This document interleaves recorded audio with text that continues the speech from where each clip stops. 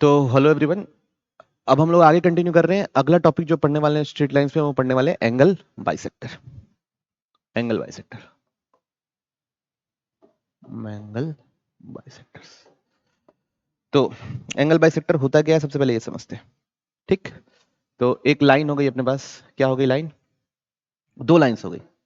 Lines, एक L1 जिसको हमने बोल दिया A1x plus B1y plus C1 बराबर 0। एक लाइन L2 हो गई जिसको हमने बोल दिया A2x plus B2y plus C2 बराबर 0। ठीक, तो एक लाइन ड्रॉ कर ले रहा हूं बच्चों, ये एक लाइन ड्रॉ कर रहा हूं, ये। ठीक, दिख रहा है आपको? अब ये लो, दो लाइन के बीच में कौन कौन से एंगल है? अगर आप गौर से देखेंगे तो एक ये एंगल है ना, और एक ये एंगल है। ठीक, ओके। तो इनको बाइसेक्ट, एंगल को बाइसेक्ट करने वाले, तो बाइसेक्टर भी कितने होंगे? दो। बाइसेक्टर भी कितने होंगे? दो। कौन से बाइसेक्टर होंगे बच्चों? एक सेकंड,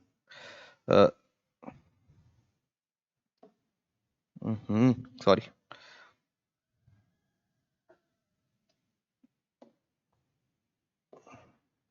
अरे चलिए, बाइसेक्टर भी दो होंगे। एक ये होगा जिसको बाइसेक्ट करेगा, और एक ये होगा। ओके, एक ये बाइसेक्टर होगा और एक ये बाइसेक्टर होगा। तो इसको लाइन L1 बोल दिए बच्चों, इक्वेशन लिखी हुई है। इसको लाइन L2 बोल दिए। तो बाइसेक्टर दो होंगे, एक B1 और एक B2। हमको B1 और B2 का इक्वेशन चाहिए। दोनों लाइनों को क्या चाहिए? इक्वेशन। तो हम कैसे निकालेंगे? सबसे पहले एक प्रॉपर्टी हम लोग देखेंगे क्या होती है। मैं एक प्रॉपर्टी का इस्तेमाल करने वाले हैं, वो क्या है?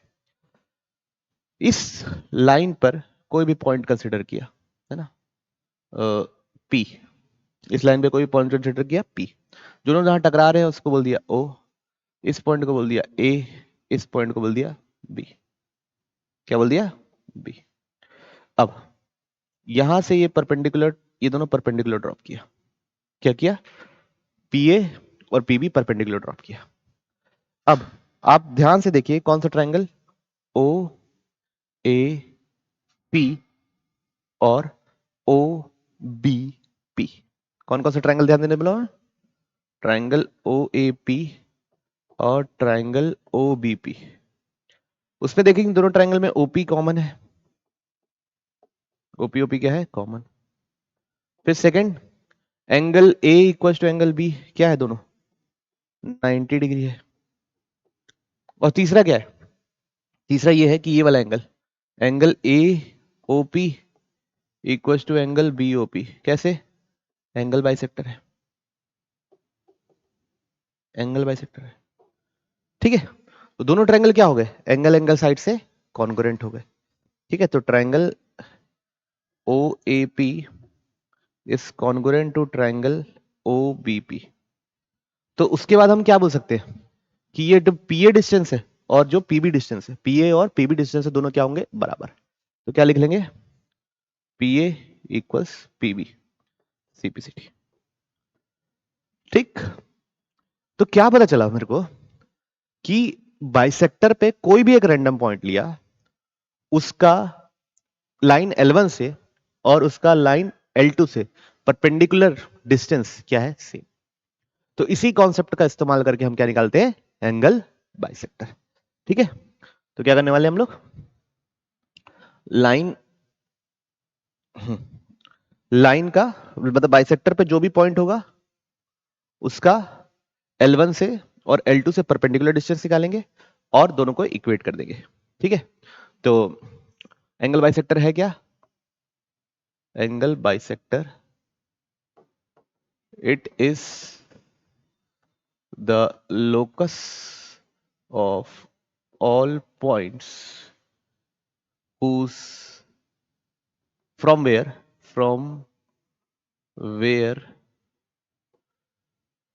perpendicular distance of two lines are equal। ऐसे पॉइंट्स का लोकस जहां से दोनों लाइन का परपेंडिकुलर डिस्टेंस क्या हो? सेम हो, उसको क्या बोलते हैं? क्या बोलते हैं? Angle bisector. तो लोकस कैसे निकालते हैं? फिर से देख लो ऐसे, है ना, इस पॉइंट को क्या मान लिए? एच कॉमा के, उसका इस लाइन के साथ कौन सा? a1x plus b1y plus c1 is equal to 0, और ये line a2x plus b2y plus c2 is equal to 0। इस पॉइंट का दोनों लाइन से परपेंडिकुलर डिस्टेंस निकालेंगे और दोनों को इक्वेट कर देंगे।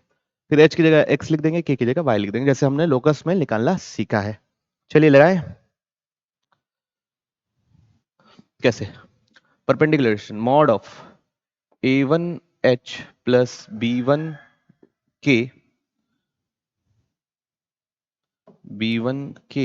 Plus c1 upon under root a1 square plus b1 square is equal to mod of a2h plus b2k plus c2 upon under root a2 square plus b2 square.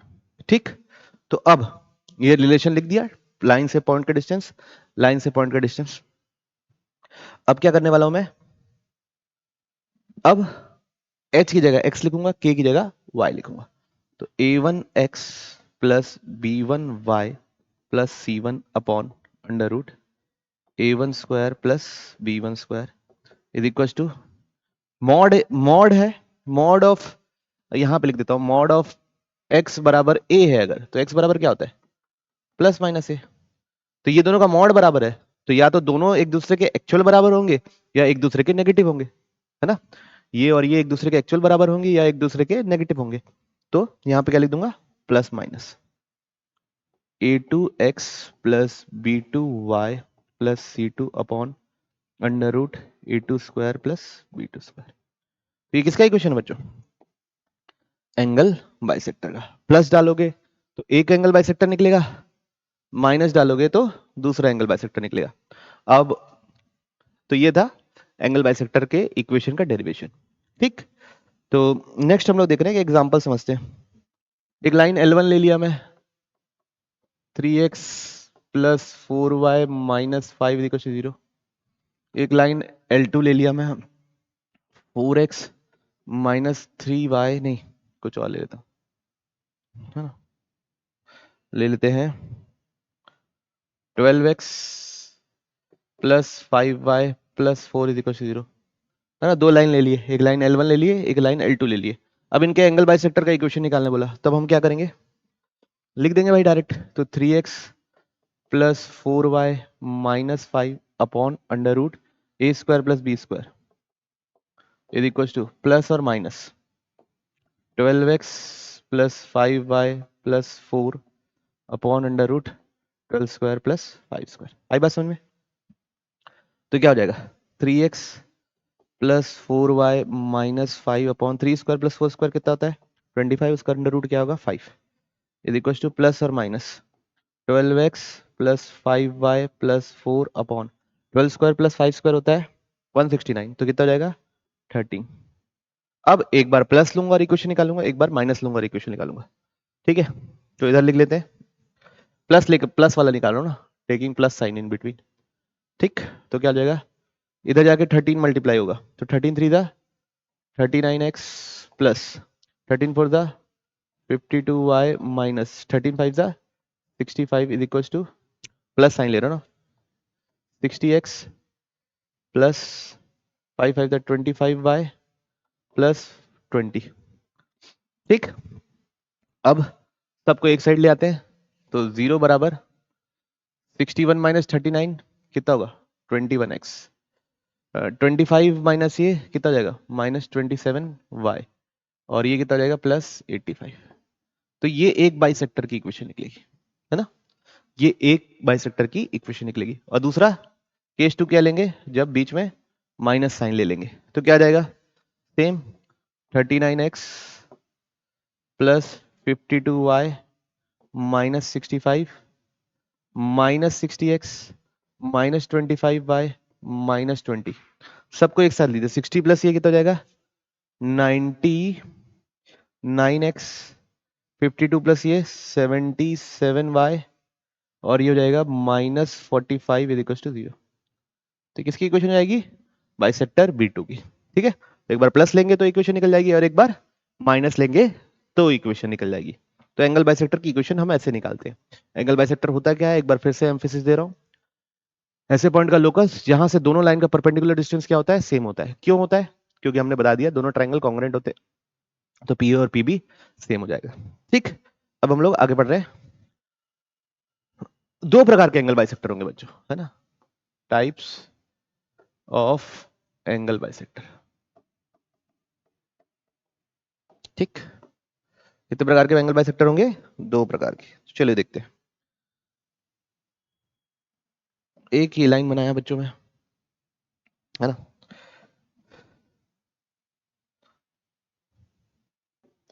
एक ये line बनाया। एक सेकंड ना, एक ये line बनाया। ठीक, दो लाइन बना दिया। अब इनके बीच में बच्चों दो किस्म के एंगल है, एक ये एंगल है ना, और एक ये एंगल है। ओके,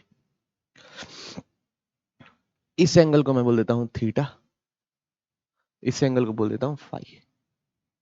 ओके, अब दो बाइसेक्टर बना लेते हैं। एक ये बनेगी बाइसेक्टर,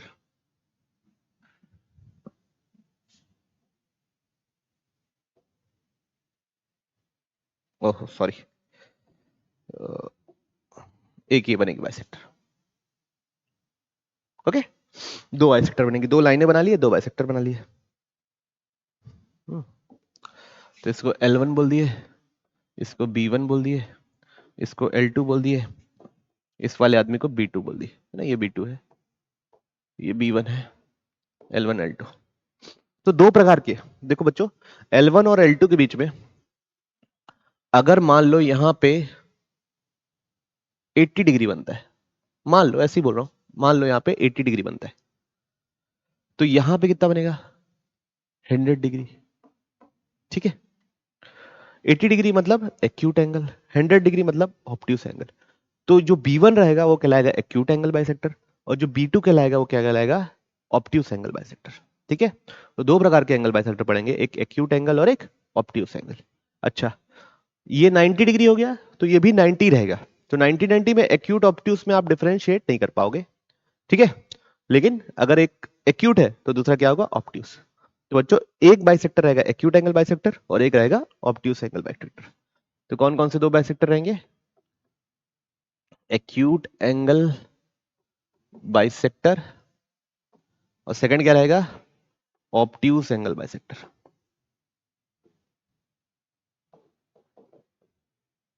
ठीक है, दो प्रकार के बाइसेक्टर होने वाले हैं। अब इनके बीच में हम लोग डिफरेंशिएट कैसे करेंगे, है ना, एक्यूट एंगल और ऑब्ट्यूस एंगल के बीच में अंतर कैसे पहचानेंगे?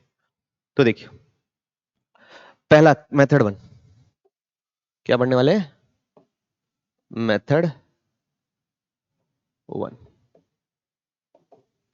पहला मेथड 1 ये रहेगा कि किसी भी लाइन पे, any one of the lines, किसी भी लाइन पे, जैसे ये लाइन हो गया, इस पे एक पॉइंट लिया, है ना, इस लाइन पे एक पॉइंट लिया, उसका बाइसेक्टर B1 से डिस्टेंस और बाइसेक्टर B2 से डिस्टेंस निकालूंगा।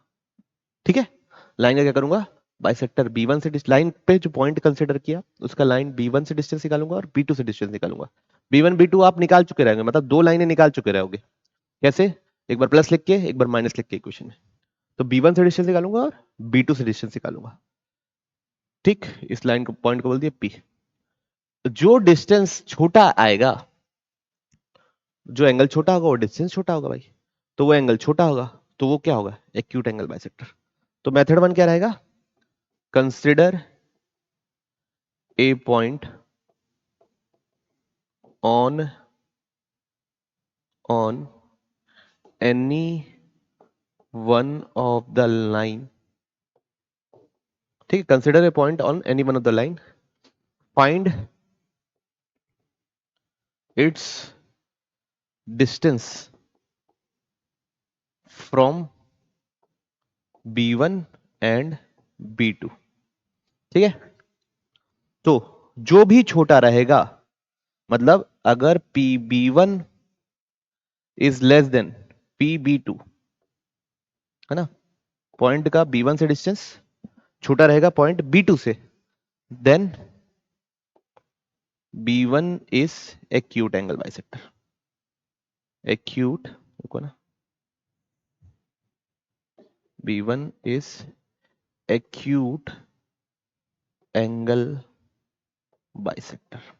ओके, अगर PB1 छोटा रहेगा तो जो भी छोटा रहेगा वो एक्यूट एंगल बाइसेक्टर बन जाएगा, और जो बड़ा रहेगा वो क्या बन जाएगा, ऑब्ट्यूस एंगल बाइसेक्टर। तो ये था मेथड नंबर 1। अब मेथड नंबर 2, मेथड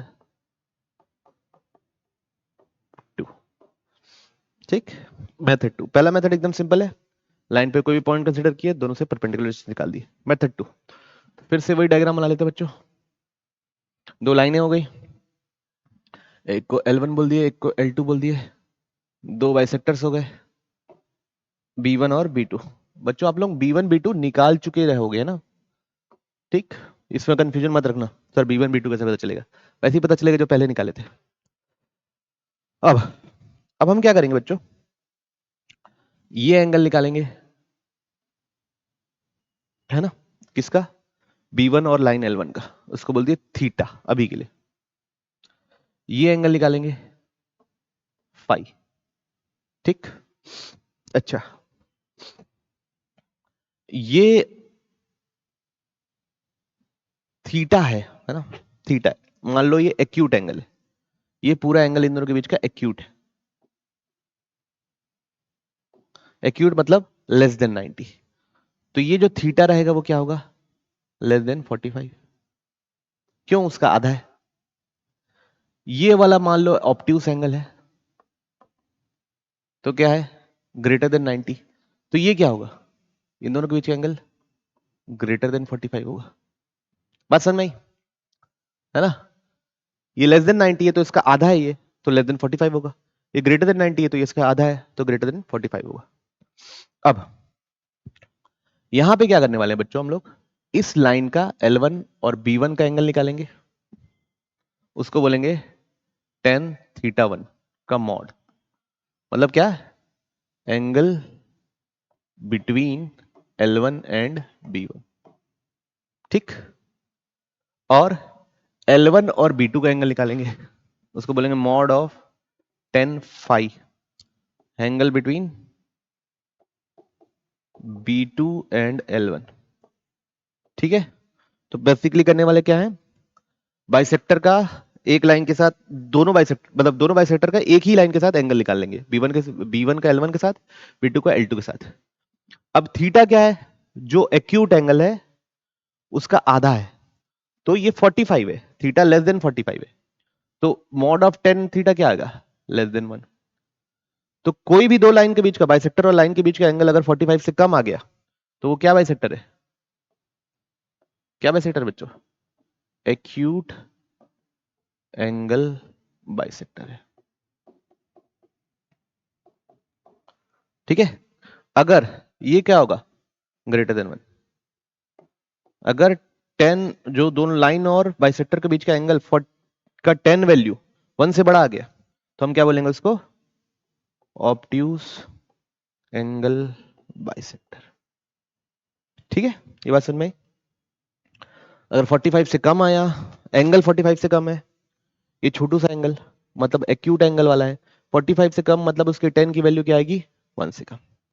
अगर 10 की वैल्यू 1 से बड़ी आ गई तो क्या हो जाएगा, ऑब्ट्यूस एंगल बाइसेक्टर आएगा, ठीक है। तो बेसिकली अगर लाइन और बाइसेक्टर का एंगल का 10 वैल्यू 1 से बड़ा है तो वो ऑब्ट्यूस एंगल बाइसेक्टर है, अगर 10 वैल्यू का मैग्नीट्यूड 1 से छोटा है तो वो एक्यूट एंगल बाइसेक्टर है। तो समरी में क्या लिखेंगे, इफ एंगल एंगल नहीं, if mod of tan theta between line and bisector is greater than 1, then bisector is क्या, ऑब्ट्यूज एंगल बाइसेक्टर।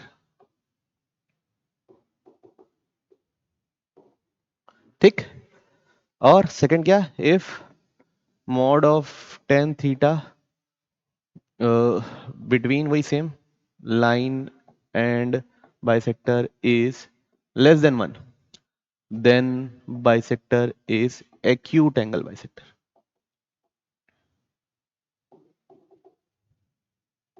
ओके तो ये था मेथड नंबर 2। अब हम लोग तीसरा जो मेथड पढ़ेंगे बच्चों, तीसरा जो मेथड पढ़ने वाले हैं उसका कोई डेरिवेशन नहीं है, उसका कोई डेरिवेशन नहीं है। तो तीसरा मेथड क्या है कि मेथड नंबर 3, डायरेक्ट मेथड।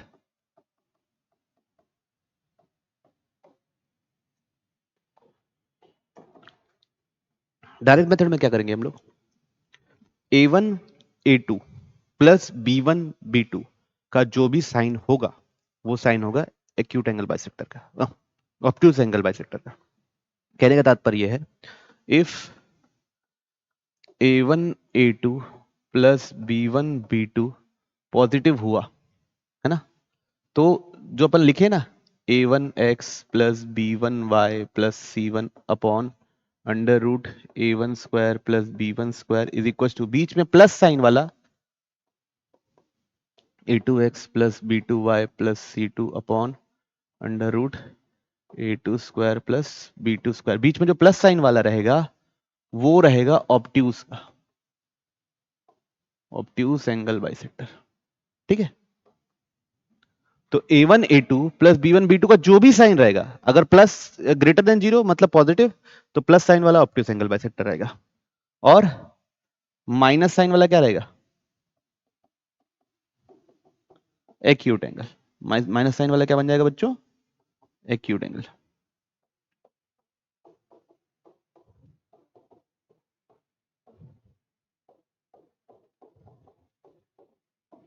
ठीक है, और तो ये हो गया केस 1, ये बन जाएगा acute angle, acute sorry sorry यार, ये क्या बन जाएगा, एक्यूट एंगल बाइसेक्टर। ठीक, और सेकंड पॉइंट क्या रहेगा, if a1 a2 plus b1 b2 negative आया, मतलब a1 a2 plus b1 b2 का साइन नेगेटिव है, तो नेगेटिव साइन ही ऑब्ट्यूज एंगल बाइसेक्टर का साइन होगा।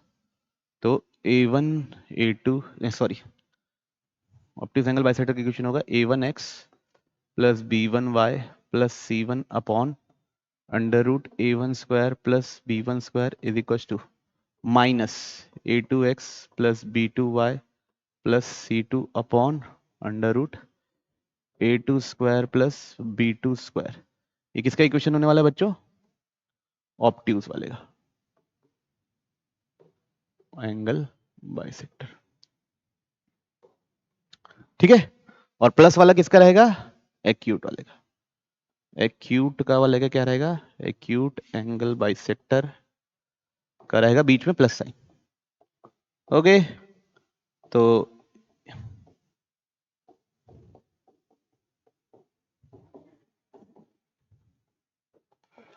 ठीक,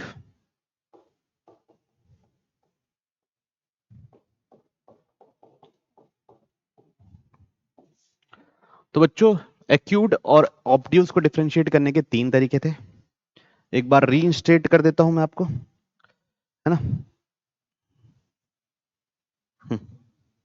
अभी तक क्या देख लिए, देख लेते हैं। सबसे पहले देखिए एंगल बाइसेक्टर।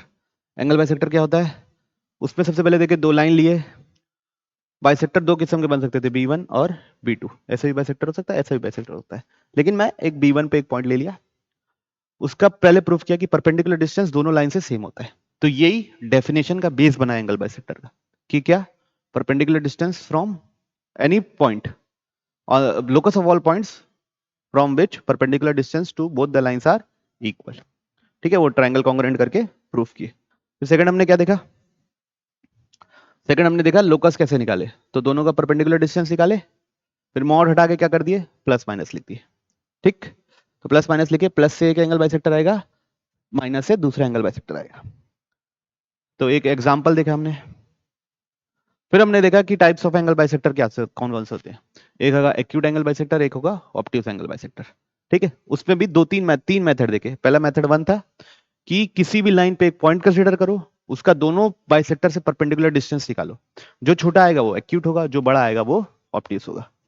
फिर हमने क्या देखा, फिर हमने देखा एंगल वाला मेथड, लाइन और बाइसेक्टर, एक लाइन लिए और बाइसेक्टर B1 से एंगल निकाले, अगर उसका tan थीटा का मॉड 1 से छोटा आया तो एक्यूट एंगल बाइसेक्टर, अगर tan थीटा का मॉड 1 से बड़ा आया तो ऑब्ट्यूज एंगल बाइसेक्टर। ठीक, वही हमने यहाँ पे समरी लिखी उसकी। फिर तीसरा मेथड है डायरेक्ट मेथड, जिसका वो डेरिवेशन नहीं है। ये मेथड क्या है कि A1 A2 plus B1 B2 का जो भी साइन है, अगर वो पॉजिटिव है मतलब ग्रेटर देन 0 है, तो प्लस वाला ऑब्ट्यूज एंगल बाइसेक्टर होगा और माइनस वाला एक्यूट एंगल बाइसेक्टर होगा। अगर A1 A2 plus B1 B2 negative है तो माइनस वाला एक्यूट एंगल माइनस वाला ही ऑब्ट्यूज एंगल बाइसेक्टर होगा। तो क्या है मतलब, अगर समरी लिखूं तो sign of A1 A2 plus B1 B2 is sign used for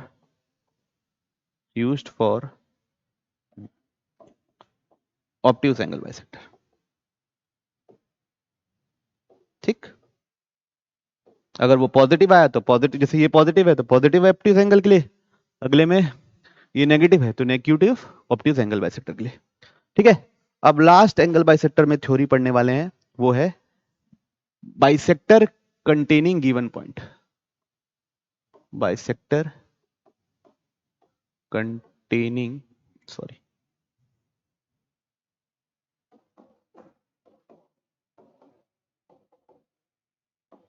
given point. ठीक है, तो मैंने फिर से एक बार समझाने के लिए एक ये लाइन ड्रॉ कर दिया, एक ये लाइन ड्रॉ कर दिया, एक ये बाइसेक्टर बना दिया और एक ये बाइसेक्टर बना दिया। ये L1 हो गया, ये L2 हो गया, ये B2 हो गया और ये B1 हो गया। ठीक, अब कोई भी पॉइंट, एनी गिवन पॉइंट, जैसे ये पॉइंट बनाया